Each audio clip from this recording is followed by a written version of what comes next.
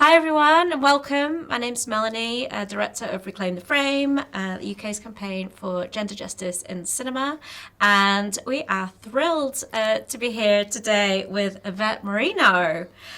Welcome. Yvette is an Academy Award-winning producer and now of the very fun, joyous, brilliant Zootropolis 2. Hi Yvette. Hi, thank you for having me here.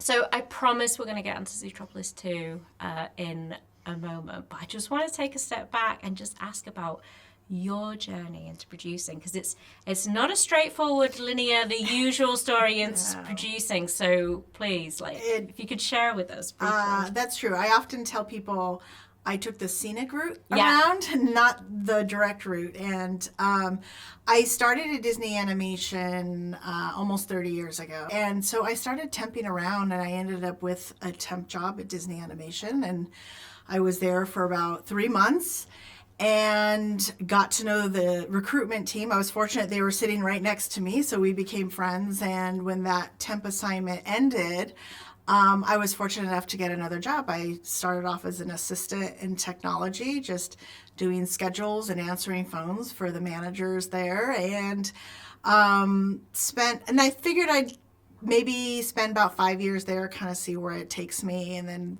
then we have an amazing community at Disney Animation where 5 years goes very quickly because you really like the people that you work with. And then it turned to 7, and I kind of grew within my role as like an administrative manager. I'm not an engineer, so I couldn't really grow within technology on that side, but I grew on the administrative side. And about 10 years into my career at Disney, I had met a producer, and he said, "Hey, I need somebody to help manage my editing department. I think you might be good at it. Are you interested?"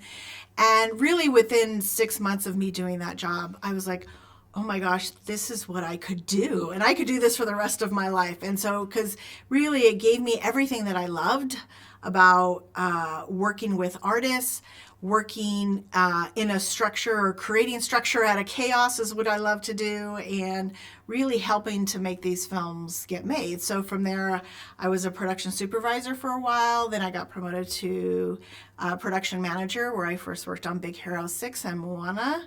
And then I had the opportunity to move into a producer role on Encanto.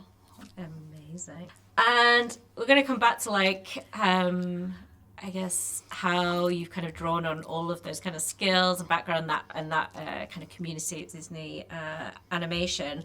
But first, if maybe just for those who have not had the pleasure of Zootropolis 2 yet, maybe you could just tell us briefly what audiences have in store. Yeah, Zootropolis 2 is, it goes back to the world of Zootropolis, where we follow Judy and Nick. They are now partners in the ZPD, and they are learning what it's like to get to know each other.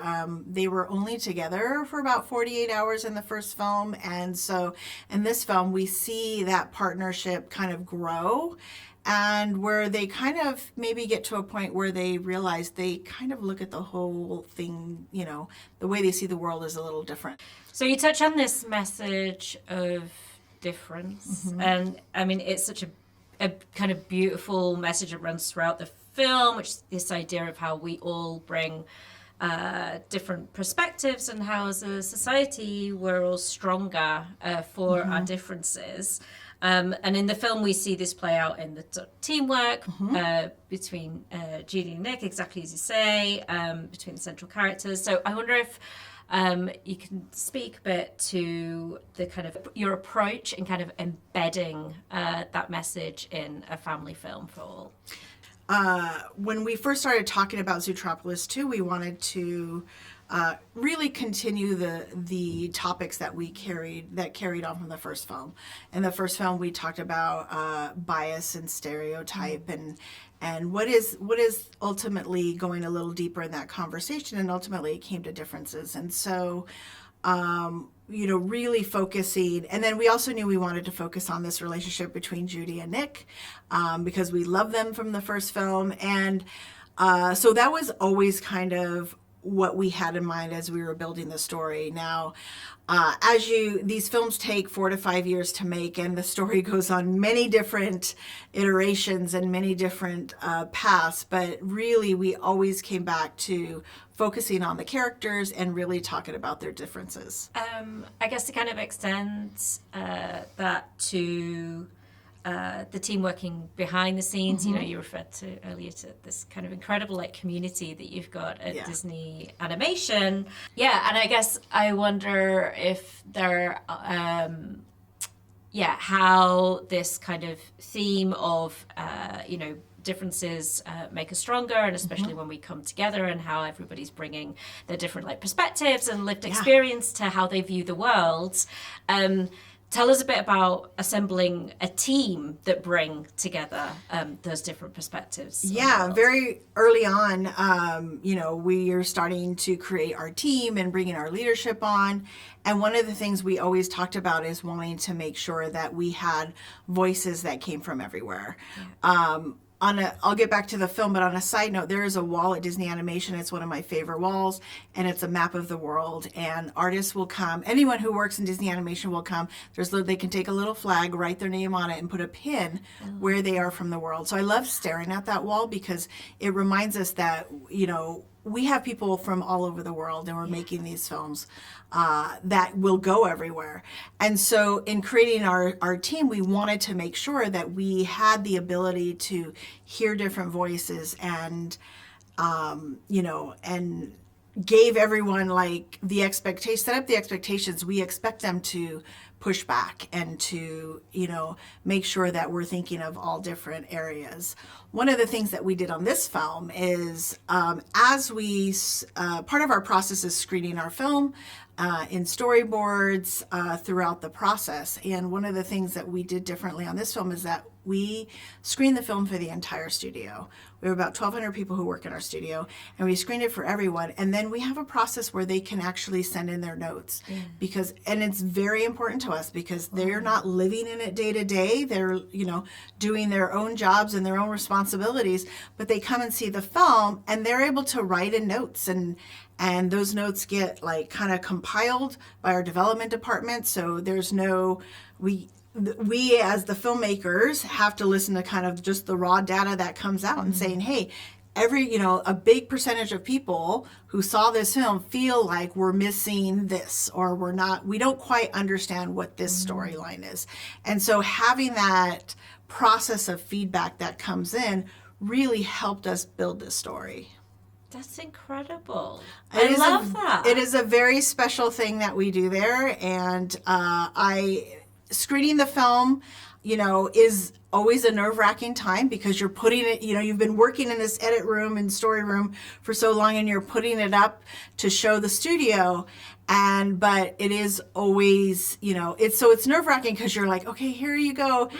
And then you get the notes back and you find things that work. And they are all very honest. We were a great community there. Yeah. Things that work and things that really didn't work. And we want to make sure that we share that back with the studio so they understand. So they're hearing what everyone else is writing into. Yeah. No, I can totally imagine the sort of vulnerability with kind of sharing it before it's, you know, kind of, you think of it as quite ready, but then at the same time, the usefulness of getting those notes at an earlier stage than you would do test screenings, for example.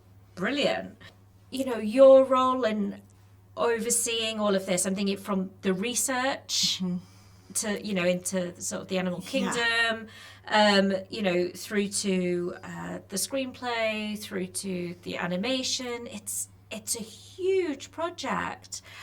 And I know you're credited as like the lone producer, albeit, as you say, as part of a much bigger, wider, you know, 1,200 lit studio. Your approach in terms of maybe kind of what was your kind of North Star, and like what was your sort of, what were you thinking you were going to hold on to as some of the most important drivers through the whole process, given the scale? Things that it's important to me very, very early on are the people, the teams that we create, and the people. We have an amazing, associate producer and production manager and production management team who really help kind of set up that structure of communication and of sharing knowledge and sharing, scheduling everything out. And to me, one of the big drivers always is trust and communication, and no matter what I do. And it's building that trust with the team and really making sure that we have systems set up for communication. I wonder if we could just close by sharing with us what the success for this film means to you personally.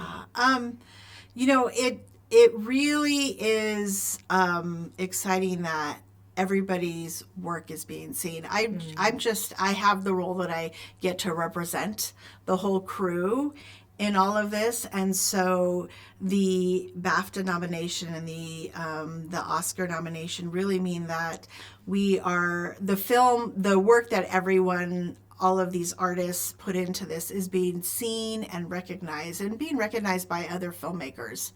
And so it's always so exciting and so mind-blowing that, to be in the conversation with all these great animated films that are out this year. But, to me, ultimately, we represent all of the artists, and so it's exciting that their work is being recognized in this way. Yeah. Well, brilliant. Well, congratulations. Thank you. To you and to them, to the whole team.